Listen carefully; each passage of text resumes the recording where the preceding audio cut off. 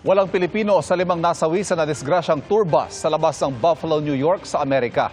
Kinumpirma ng New York State Police sa mga nasawi ay 2 Indian na senior citizen at 3 dugon Chinese, kabilang isang university student sa New York City. Una nilang sinabing may mga Pinoy na sakay ang bus. Ayon naman sa ating konsulado sa New York City, wala pang Pilipinong nakikipag-ugnayan sa kanila.